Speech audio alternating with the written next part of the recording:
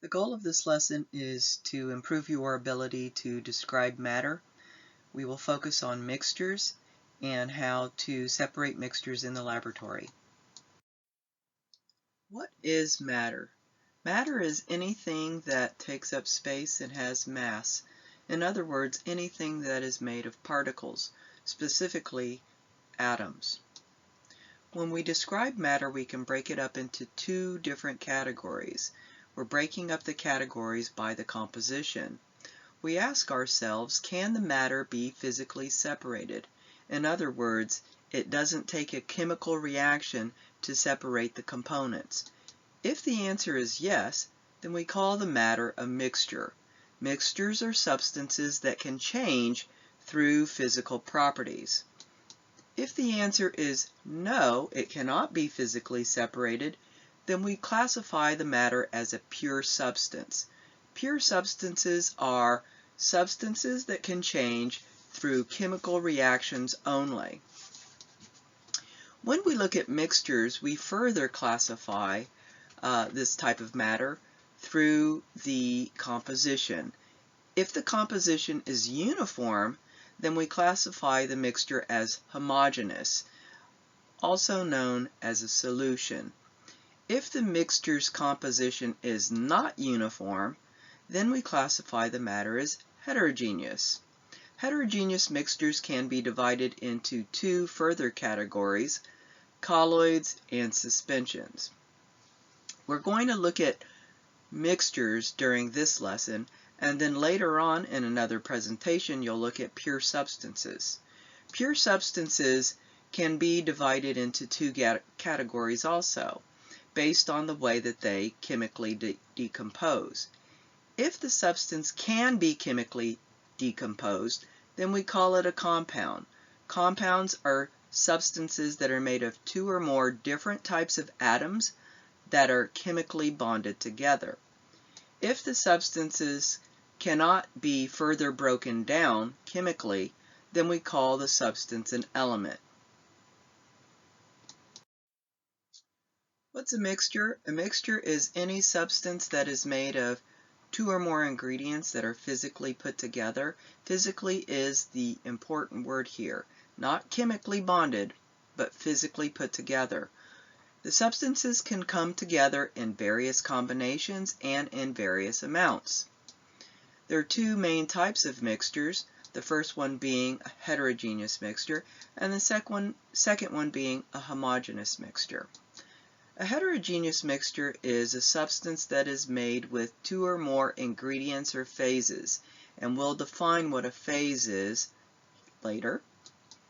The particles of a heterogeneous mixture are large. Very often they are visibly recognized as being different substances, like this granite rock. We can see the dark elements and we can see pink elements and white elements. The particles are randomly placed. In a homogeneous mixture, we also have two or more ingredients, but in this case, we only have one phase. The particles are molecular sized. In other words, the particles are teeny, teeny, tiny. They're not visible. They are uniformly placed, in other words, uniformly mixed. Because mixtures are physically put together, we can take advantage of the mixture's phase properties to separate them out. What is a phase? A phase is any part of the sample that has uniform composition and uniform properties. By definition, a homogeneous mixture consists of a single phase. We can see the orange substance in the beaker is homogeneous because it only has one phase. One composition, one set of properties. The blue beaker has a substance with two phases. And then further over on the right we can see a plastic cup that has 5 phases that has separated by a physical property. Density is a physical property, and we see that honey is at the bottom because it's most dense, and vegetable oil is at the top because it is the least dense. Let's take a look at the first mixture category, homogeneous mixtures. Homogeneous mixtures is synonymous with the word solutions. You can use either word to describe a substance that has uniformly mixed particles. Some other properties of homogeneous mixtures is they always stay mixed. Because the particles are so very tiny, they never settle out. And also because of the size, they cannot be filtered. Take, for example, salt water. We cannot separate the salt from the water through filtration. We would need to use evaporation or distillation to separate salt from water. Some other examples of a homogeneous mixture would be rubbing alcohol and apple cider vinegar. Homogeneous mixtures also do not exhibit the Tyndall effect. The Tyndall effect is a substance's ability to scatter light. As you look at the examples of homogeneous mixtures in the pictures, you'll see that the solutions are transparent. The separate particles of solutions aren't visible because one substance dissolves into the other substance. To dissolve means that the particles of one ingredient surrounds the particles of the other, like the image shows. In salt water, the salt is the solute. It gets dissolved. The solute is always the substance that appears in smaller quantity. Water will be the solvent. The solvent is the substance that appears in a larger quantity. We also need to know and understand the word miscibility. Miscibility is the property of two substances to mix in all proportions. In other words, they will fully dissolve into each other at any concentration. In chemistry class, most of the solutions that we will work with will be liquids, but it is important to understand that solutions are not just liquid mixtures, but mixtures of matter in any phase. For example, gases can mix with other gases or with solids or with liquids. Any combination can exist in a mixture. One important type of mixture is an alloy. An alloy is a mixture of metal elements with other components. The primary component, however, must be a metal. And here's some examples of different kinds of metals: bronze, gold, etc. They're mixed in a liquid phase, but they will soon transition to a solid as they cool. While homogeneous mixtures only has one category, the solution, heterogeneous mixtures has two categories. And let's not forget that a heterogeneous mixture is a mixture that is not uniformly mixed. The first category is the colloid. A colloid has medium-sized particles. Because of the size of the particles, they do not settle out. And because they're still small enough, they cannot be filtered out. Centrifugation is the best method or a common method for separating a colloid out. A centrifuge is pictured there. We have test tubes inside of it that spin around at a very rapid pace. The more dense particles of the solute will settle to the bottom of the test tube, and the less dense particles of the solvent will rise to the top. Because of the particle size being bigger, a colloid will exhibit the Tyndall effect. Again, that is light being scattered, and we can see that the milk is opaque because of this. Colloids include gels, foams, emulsions, and aerosols, and some examples of colloids would be milk, jello, shaving cream, mayonnaise, hairspray, and fog. The second category of heterogeneous mixtures will be the suspension. A suspension has very large particle size. Because of the large particle size, the suspension will settle out over time. And because the particles are so large, they cannot pass through filter paper. So filtering is a good separation method. The size of the particles also scatters light, so the Tyndall effect is present. Some examples of a suspension would be freshly squeezed lemonade with pulp, a snow globe, and muddy water. Let's see how well you can classify some common substances as a colloid, a suspension, or a solution. Mayonnaise is a colloid. It is a heterogeneous mixture. Muddy water is a suspension. It's also a heterogeneous mixture. Fog is a colloid. Salt water is a solution, so it's homogeneous. It's the only one in this group that is uniformly mixed. And finally, Italian salad dressing is a suspension. It will eventually separate over time. A very important skill for chemists is separating mixtures. Mixtures need to be separated so that the components can be studied separately. Mixtures are separated using physical properties of matter. A property is a characteristic. All matter have very specific set of physical and chemical properties that make it unique. So we look at the very specific physical properties of a substance to separate it in a mixture.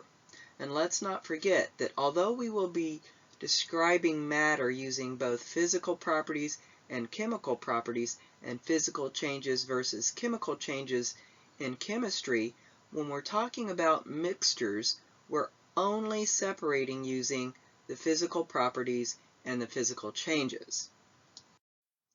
How might you separate a mixture of olive oil and vinegar?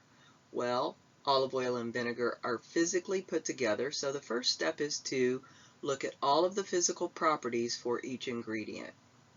Oil is less dense than vinegar, therefore we can use density to pour off the oil layer, taking advantage of the fact that the oil will float on the vinegar after the mixture settles.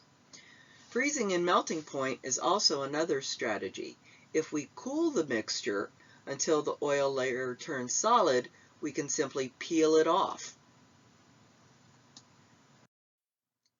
What are physical properties? A physical property is a characteristic of a substance that can be observed with the five senses without changing the identity of the substance. In other words, without having a chemical reaction take place. Some examples of physical properties are size, texture, color, shape, mass, volume.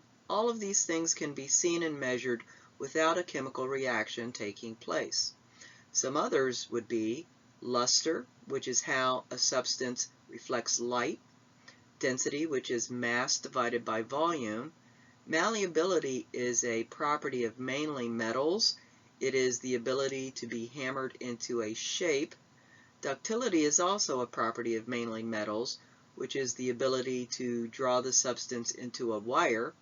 Solubility is how well a substance will dissolve. The state of matter, is it solid, liquid, or gas? And thermal conductivity, how well does the substance transfer heat energy? I want to take some time to go over the physical property of states of matter. States of matter is also called the phase of matter, and it is the physical form in which a substance exists at room temperature. So the different states of matter, or the different phases of matter, is the substance a solid, liquid, or a gas? Let's go over the definitions of each. A solid is matter that has a definite shape and a definite volume. Liquids, on the other hand, do not have a definite shape. Liquids will take the shape of the container, but a liquid has a definite volume. In other words, a liquid will not fill the container. It will only go up to whatever volume it typically has. A gas, on the other hand, has no definite shape and no definite volume. A gas will take the shape of its container, and a gas will fill the container. If the container is very big, it will spread out, or if the container is very small, we can compress it. Distillation is another separation technique that takes advantage of physical properties. During distillation, the differences in boiling point are used as an advantage. Two liquids with different boiling points can be easily separated. To do this, we would heat the mixture to the temperature of the substance with a lower boiling point. This liquid will turn to a vapor first. It can then be condensed back to a liquid while the other liquid stays in the original container. Filtration uses the physical property of size as an advantage. The size of the solute particle will be very different than the size of the solvent particle. And let's go over what these two things are again.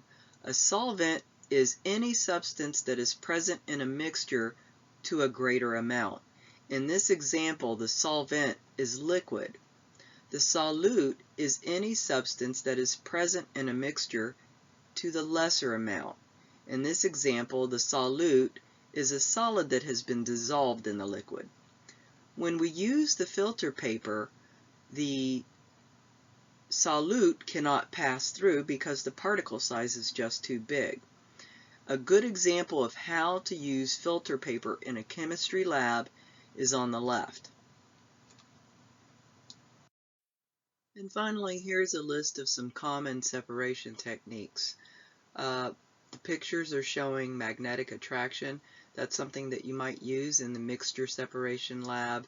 There's also a picture of paper chromatography. You might have done this in biology, where you're separating substances that will transfer up a piece of paper at different rates because of the properties of the particles.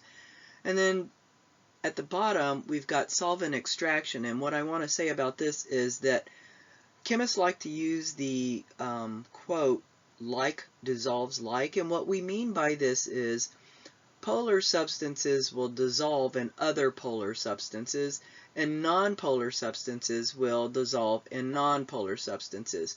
For example, things that are oil-based, petroleum-based, will dissolve each other, but things that are water-based will dissolve in water-based things. We'll talk more about polar versus nonpolar later on in the school year, but just know that substances that tend to be greasy will dissolve other things that tend to be greasy.